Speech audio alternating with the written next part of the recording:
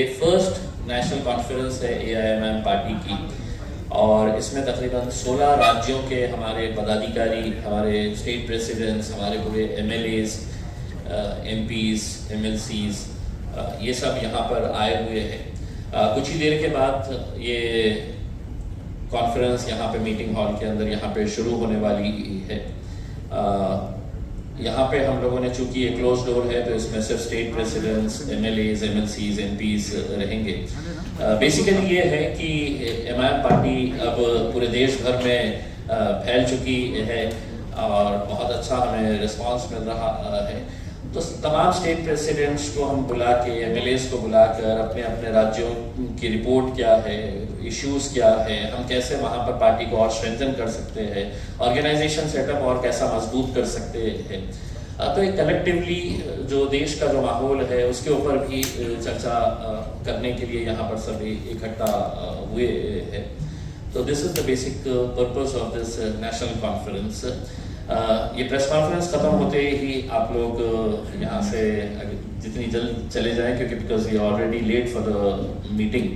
और ये मीटिंग आज के दिन यहाँ पर स्टेट प्रेसिडेंट्स, MLAs, ये वो जैसा मैं बताया उनके साथ होगी। कल दूसरी मीटिंग हमारी चेंबूर में है, ओमेगा बैंक्वेट के अंदर। वहाँ पर तकरीबन हमारे 1000 to 1200 हमारे जितने भी ऑफिस बेयरर्स हैं पूरे देश भर के। ऑफिस बेयरर्स मतलब डिस्ट्रिक्ट प्रेसिडेंट्स है, सिटी प्रेसिडेंट्स है, यूथ विंग है, वुमेन्स विंग है, हमारे कॉर्पोरेटर्स है, जिला परिषद के सदस्य है, नगर पंचायत के सदस्य है, ये देश भर से आए हुए हैं।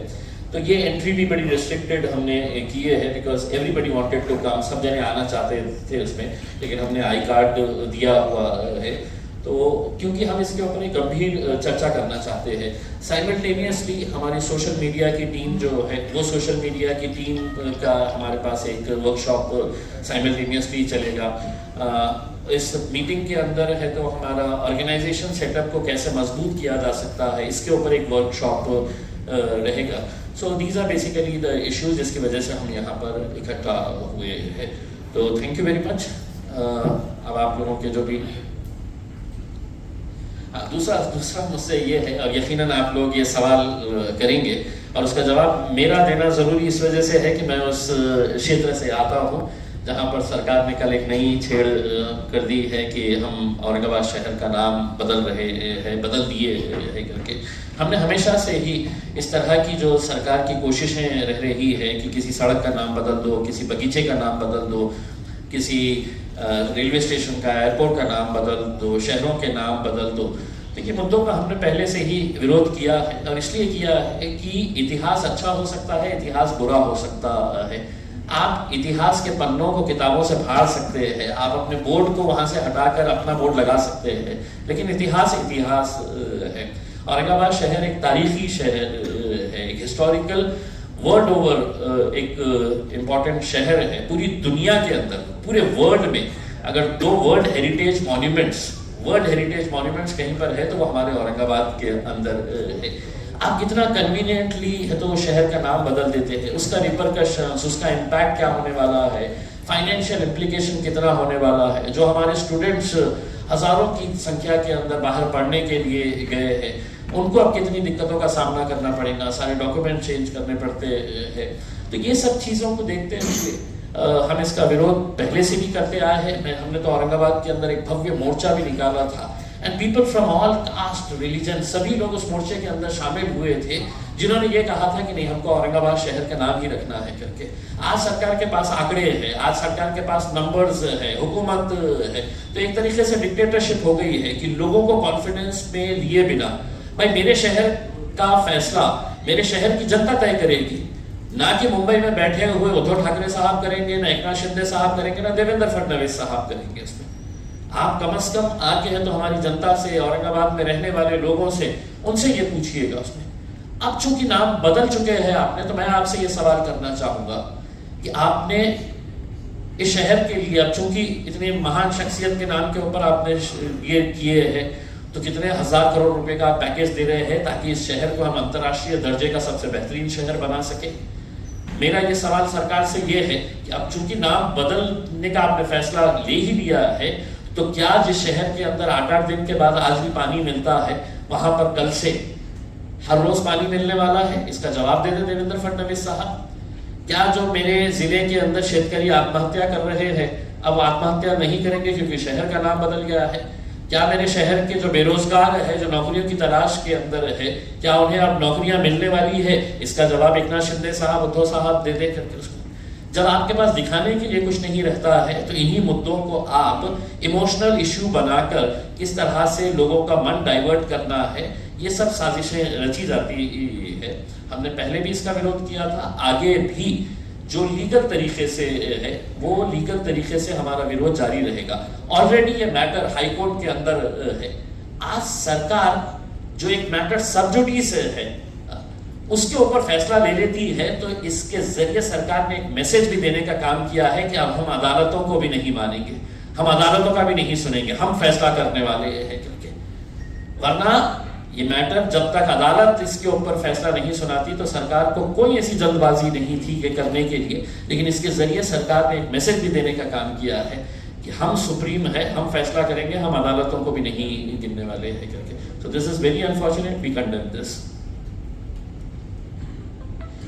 और बेसिकली देखिए ये जो मुद्दा है इसके अंदर आपसी जो लड़ाई है, पहले है तो उद्धव साहब की जब सरकार थी कांग्रेस और एनसीपी के साथ में, तब उन्होंने है तो कैबिनेट के अंदर डिसीजन ले लिया बाहर निकल कर आके, और उस कैबिनेट के अंदर जब डिसीजन लिया गया है तो इक्वली गुनहगार जो थे वो सो कॉल्ड सेक्युलर पार्टीज अपने को कहने वाले कांग्रेस और एनसीपी भी उसके अंदर शामिल थी कैबिनेट के अंदर जब ये फैसला लिया गया था। उसके बाद जब उन्होंने फैसला ले लिया कि संभाजी नगर नाम रखने का है करके, तो एकनाथ शिंदे साहब और देवेंद्र फडणवीस साहब को लगा कि साहब ये इन्होंने नाम दिए हुए हैं, मुझे इसके अंदर कुछ ना कुछ तो बदलाव करना पड़ेगा, नहीं तो है तो ये क्रेडिट लेके चले जाएंगे। तो उन्होंने उसके आगे छत्रपति लगा दिया कि अब शहर का नाम ये रहेगा करके। उसमें मेरा ये कहना है कि जितने गुनहगार शिवसेना और भारतीय जनता पार्टी है, कांग्रेस और एनसीपी के मंत्रियों ने साफ तरीके से कहा है। मैं आपको एनसीपी की शरद पवार साहब की जो मोहतरमा बेटी है, उन्होंने कुछ दिन पहले फ्लाइट में जा रहे थे तो उन्होंने है तो ट्विटर के ऊपर ये डाला था कि मैं संभाजी नगर से उड़ रही हूँ करके। उसमें तो यानी कि आपका ये है कि कम से कम लोगों की भावना को आप समझते कि लोग क्या चाहते हैं करके, लेकिन आपकी राजनीति की वजह से आप ये जो फैसले कर रही है, मैं कड़ी निंदा करता हूँ ये तमाम राजनीतिक पार्टियों की, कांग्रेस की, एनसीपी की, और मैं चाहूंगा कि उनके लीडर्स, जितने भी बड़े बड़े लीडर्स हैं, उन्होंने साफ शब्दों के अंदर ये कहना चाहिए, चाहे वो शरद पवार साहब हो, सुप्रिया सुले मैडम हो, अजित पवार दादा हो, कि अब ये फैसला लिया गया है, तुम इसका स्वागत करते हैं या इसका विरोध करते हैं। कांग्रेस के बड़े नेताओं ने है तो खुलकर कहना चाहिए ताकि हमको भी समझ में आ जाए कि आप लोग जब सत्ता में रहते हैं तो आप क्या करते हैं और सत्ता के बाहर चले जाते हैं तो आप क्या करते हैं करके। We have always condemned that and we will continue to raise a voice and protest against this. Thank you.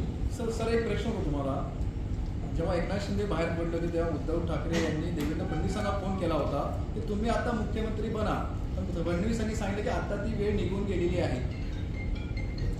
त्यांचं जे भांडण आहे त्यांच्या भांडणामध्ये मी कशाला उडी मारू, माझ्यासाठी तर चांगलं आहे। माझी तर प्रार्थना असणार आहे की हे तर जो 2 गट झालेले आहे शिवसेनेचे, त्या 2 गटाच्या ऐवजी 3 गट होऊ द्या, 4 गट होऊ द्या, तुम्ही भांडत राहा, पण हे एक नक्की आपल्याला सांगतो की या भांडणामध्ये जे मराठी माणसाला मागे टाकण्याचा जे प्रयत्न भारतीय जनता पार्टीने केलेला आहे, एकनाथ शिंदे साहेबांना असं वाटत असेल मी मुख्यमंत्री आहे, नाही साहेब, तुमचा रिमोट कंट्रोल देवेंद्र फडणवीसांच्या हातात आहे, अमित शहाच्या हातात आहे। तुम्ही एक मेसेज दिलेला आहे की आम्हाला मराठी माणसाची काही देणं घेणं नाही आहे।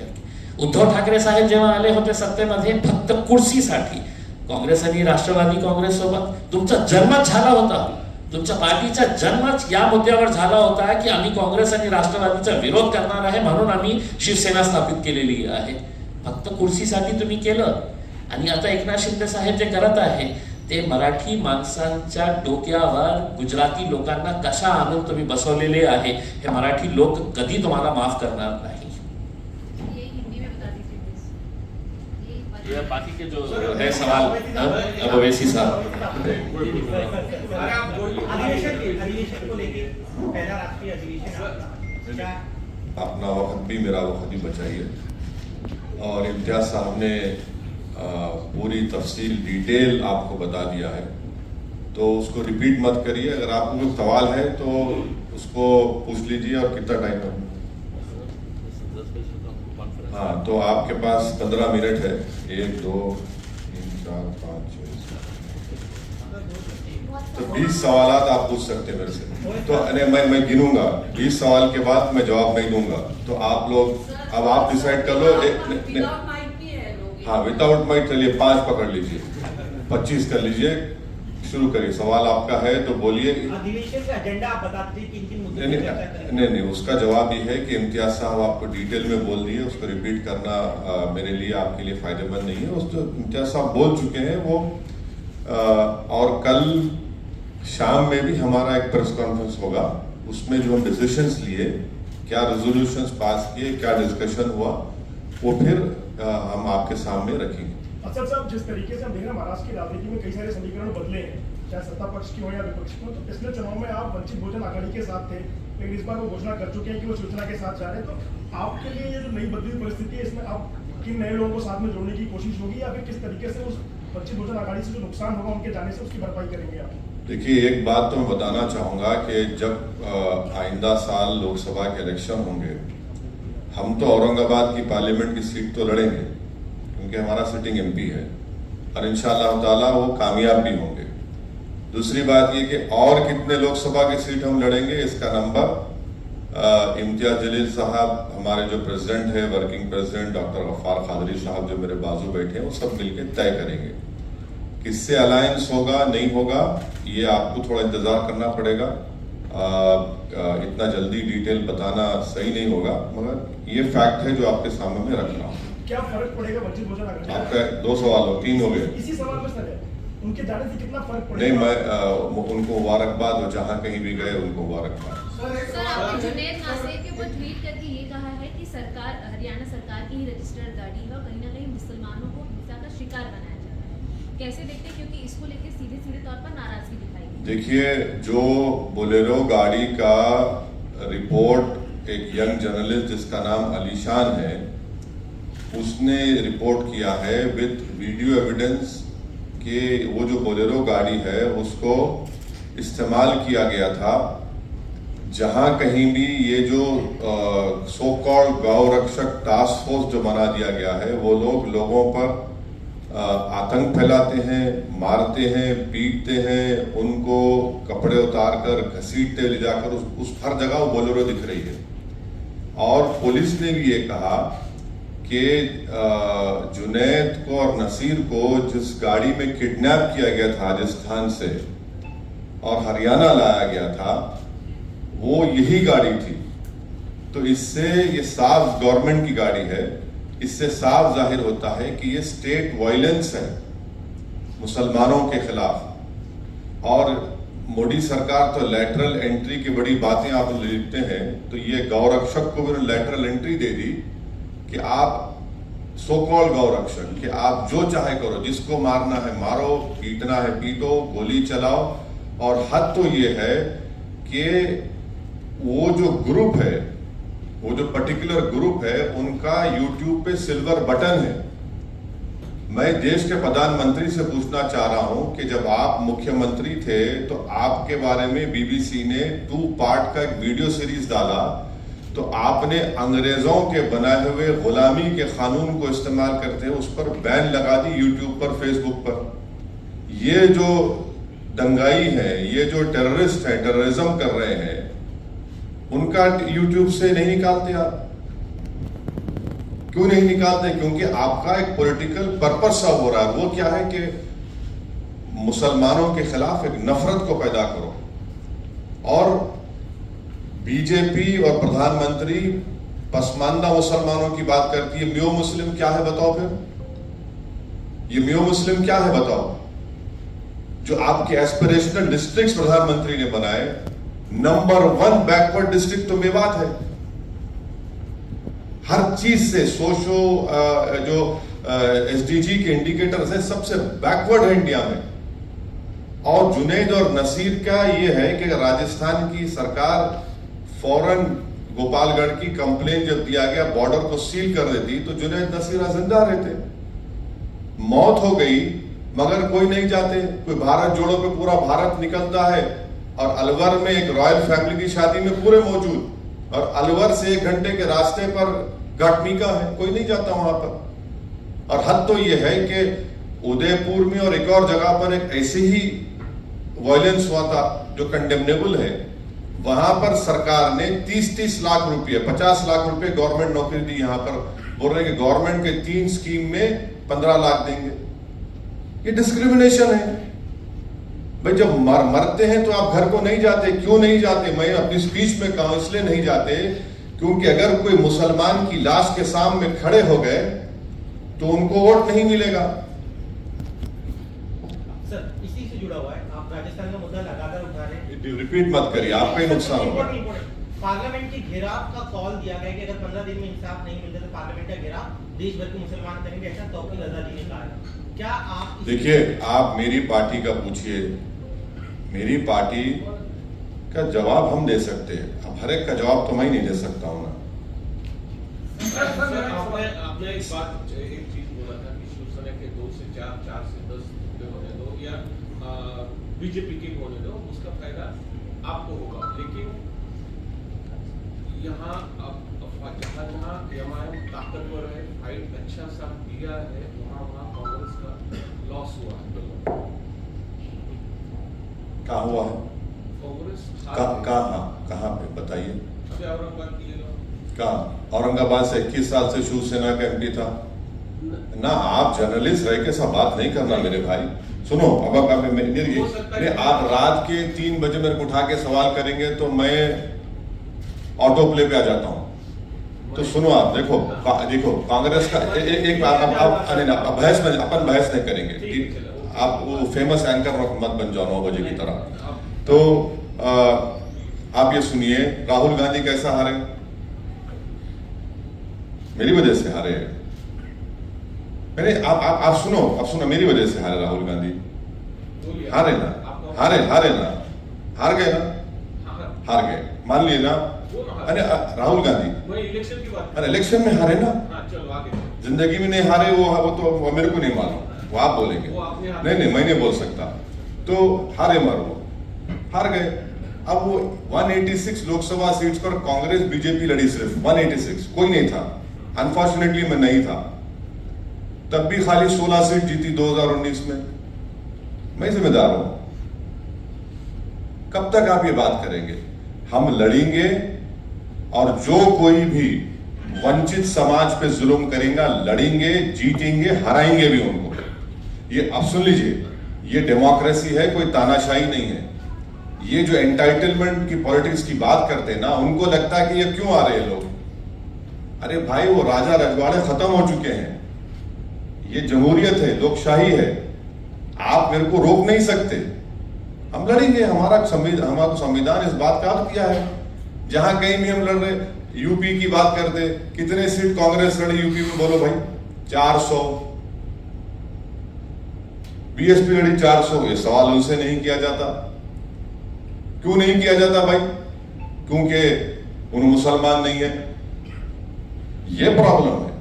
चलिए, अभी 6 सवाल हो गए। सर, मेरा एक सवाल है कि पंजाब में एक बार फिर खालिस्तान का मुद्दा उठता दिख रहा है, जहां पर खालिस्तानी समर्थक अमित शाह जो कि गृह मंत्री हैं, उनने एक बात बताइए।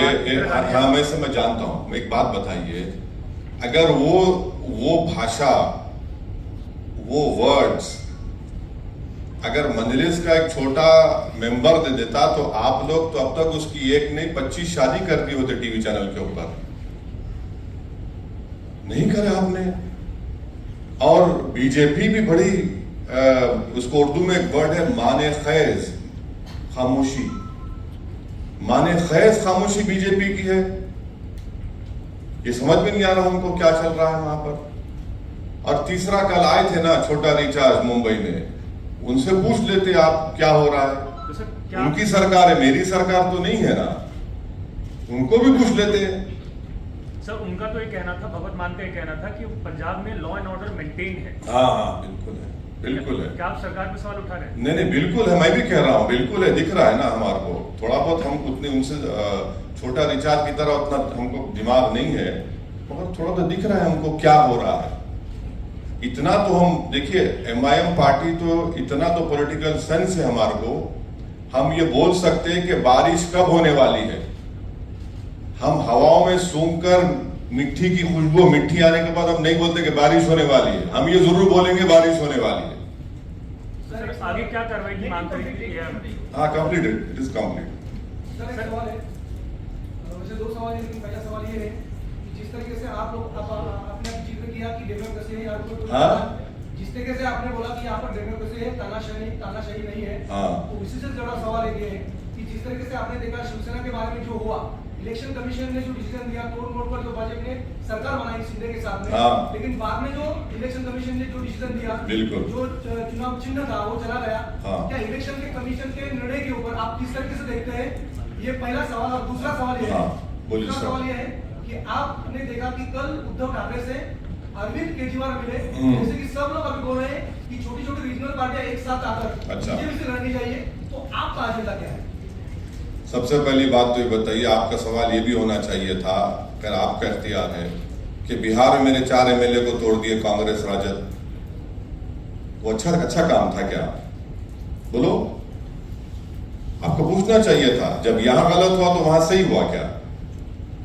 क्योंकि ये सेकुलरिज्म के ठेकेदार हैं, ये चंगेज खान की तरह काम करेंगे तो नहीं, वो उनको चंगेज मत बोलो। यहां पर होगा महाराष्ट्र में तो चंगेज हैं जो भी कर रहे हैं। अरे भाई, चंगेज दोनों जगह पे होता है ना, एक जगह कहाँ होता है? दोनों जगह होता है। सर डॉक्टर उदित राज जी का कहना है कि अगर मोदी जी आपकी राजनीतिक कब्र न खुदी तो देश की खुद जाएगी। कौन बोले ये? डॉक्टर उदित राज है, INC से है, कांग्रेस पार्टी। क्या बोला उन्होंने? उन्होंने कहा कि अगर मोदी जी आपकी राजनीतिक कब्र न खुदी तो देश की खुद जाएगी, दोनों में से कुछ एक जरूर होगा। नहीं, मैं तो इस पे नहीं बोल सकता मैडम। मैं खबर बनाने का एक्सपर्ट नहीं हूँ, मैं जिंदा रखने वालों में का एक्सपर्ट हूँ। अब जिसकी खबर बनेगी उन्हें फूल चढ़ाएंगे, मैं नहीं बोल सकता इस बारे में।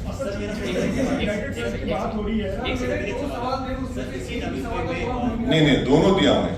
आप एक सवाल का भी जवाब है, इलेक्शन कमीशन के डिसीजन के ऊपर मैं दोनों दिया हूँ ना, मैं दोनों दिया हूँ, दूसरा जवाब था कि मैं दोनों दिया हूँ। आपको पसंद नहीं आया तो कबूल कर लो आप। मैं आपकी जरूरी नहीं है कि आपको मुतमईन करके जाऊँ। रीजनल पार्टी के ऊपर हाँ ठीक है, जब चुनाव, हम पहले ही इंट्रोडक्शन में आपने सवाल किया था, उसका जवाब दिया हूँ। आप अटेंशन नहीं है, बोलिए। मेरा सवाल ये है कि लास्ट महीने भी और इस महीने भी वाशी में, जहाँ नवी में सकल हिंदू समाज की एक मोर्चा होने वाली, लव जिहाद और गौ स्लॉटर कर लेंगे। सर इसके बारे में आपका क्या बोलना? ये उनको चाहते हैं लॉ महाराष्ट्र में जिले में ऐसा हाँ नहीं, ये तो है ना।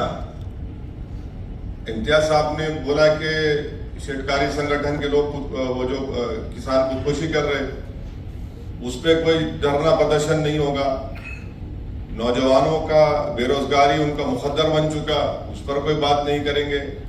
पर किस पे बात करेंगे? इन मुद्दों पर, ताकि पूरे माहौल को गर्मा के रखे, एक पोलराइजेशन होता रहे, गंदगी फैलती रहे, और पूरा बीजेपी और RSS यहाँ की सरकार उसके पीछे है। इसीलिए उसमें इस तरह के स्पीचेस किए जाते हैं। और सुप्रीम कोर्ट ने भी उसका नोटिस लिया है। सुप्रीम कोर्ट ने कह दिया कि 100 मोटो एक्शन, तो देखते हैं 100 मोटो एक्शन लेंगे नहीं लेंगे। ये तो बिल्कुल इनका एजेंडा है, यही तो एजेंडा है उनका। सर मेरी तरफ से एक आखिरी सवाल, मध्य प्रदेश में ये कहा जा रहा है कि मदरसों के अंदर योग होना चाहिए, जैसे किसी भी शैक्षणिक संस्था के अंदर योग होता है, वैसे मदरसों के अंदर भी होना चाहिए, जो कि मध्य प्रदेश के कई मदरसों के बच्चों ने इसको अपोज किया है कि हमारे इस्लाम में योग की कोई प्रथा नहीं है, और ना कि ये किसी शैक्षणिक संस्था के अंदर कंपल्शन होना चाहिए। देखिए, जो मदरसा खोलते हैं ना, वो आर्टिकल 30 के तहत, फंडामेंटल राइट के तहत खोला जाता है। अब उसमें आप मेरा फंडामेंटल राइट मुझसे नहीं छीन सकते। आप, वो मेरा फंडामेंटल राइट है, वो सरकार को समझने की जरूरत है। जब मैं इसको आर्टिकल 30 के तहत खोलता हूं तो आप कैसा किसी को फोर्स करेंगे? सर मेरा एक सवाल है कि मुंब्रा में जो है आपने कहा कि हर जगह हम लोग ताकत से लड़ने की कोशिश करते हैं, हम लोग वहाँ पर लड़वा दें। आपके 2 बार MLA वहाँ पर लड़ने की कोशिश किया है। एक MLA तो आपके पार्टी चला गया, तो आगे जैसे आपने 2 बार देखा कि ऐसा हुआ है, तो थर्ड टाइम आप कैंडिडेट चुनेंगे, तो आपने क्या उसके लिए एजेंडा तैयार किया गया है? तो वो जो कहावत है ना, दूध के जले छाछ को भी फूंक फूंक कर पीते हैं, तो हम दूध के जले हुए हैं। इंशाल्लाह पूरी कोशिश करेंगे कि जमीर फरोश, कफन चोर, बेईमानों को टिकट नहीं देंगे। सर एक सवाल और है कि 2014 में जो है पुलिस कभी भी आपको कहीं भी परमिशन देना नहीं चाहती, हमेशा रोका जाता है, पर 2014 में आपको जिस तरह आप हैदराबाद में घर घर जाकर जैसा आप ट्रेन चलते हैं, उसी तरह आपने मुंब्रा में भी कोशिश की थी कि मुंब्रा में नहीं हुआ। सर आपको परमिशन भी मिली थी 2014 में, मगर आप होटल में रुके रहे, मगर आप नहीं गलत बात क्या है। वजह? नहीं गलत बात है। 2014 मुंब्रा में मेरे को परमिशन नहीं मिली।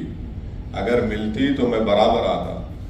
मैं तो कहता हूं कि अल्लाह ने मुझे पैरों में मेरे पहिए भी पैदा किए हैं, तो चलने का मेरे को बहुत शौक है, मगर परमिशन नहीं मिली।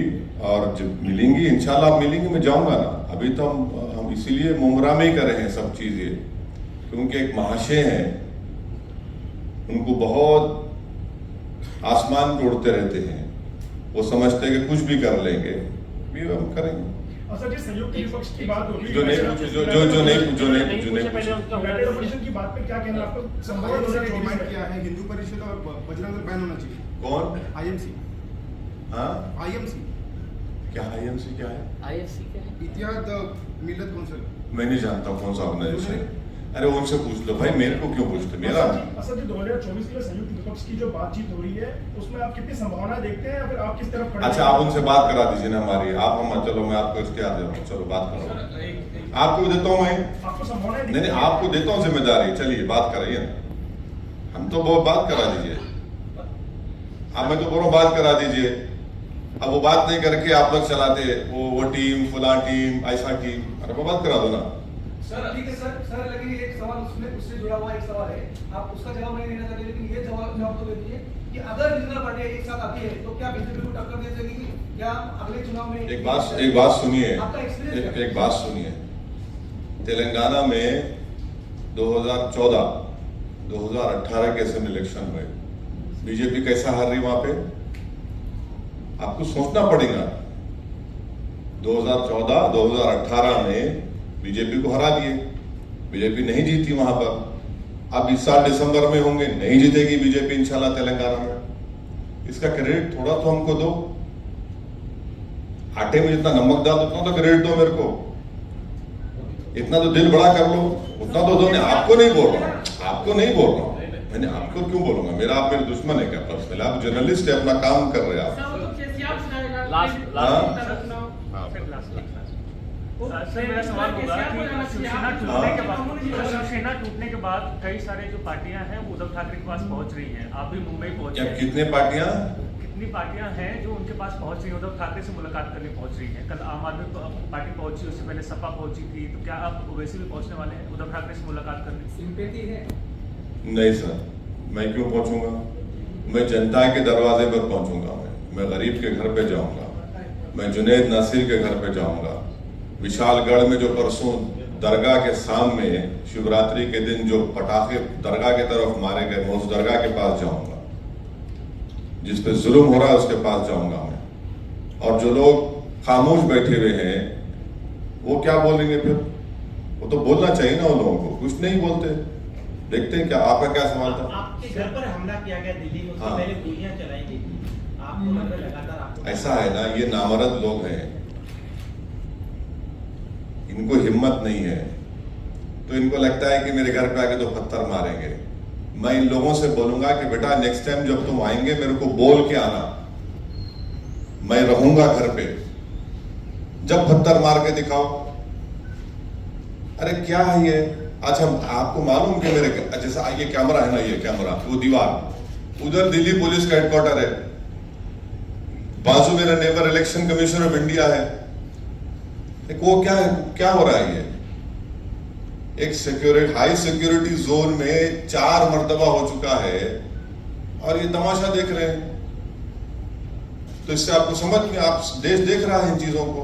तो खैर, देखिए मेरी जान की कोई अहमियत नहीं है, आप और हम जाएंगे इस दुनिया से, मगर जो चीज कर रहे हैं, लम्हों ने खता की सदियों ने सजा पाई का मामला हो जाएगा।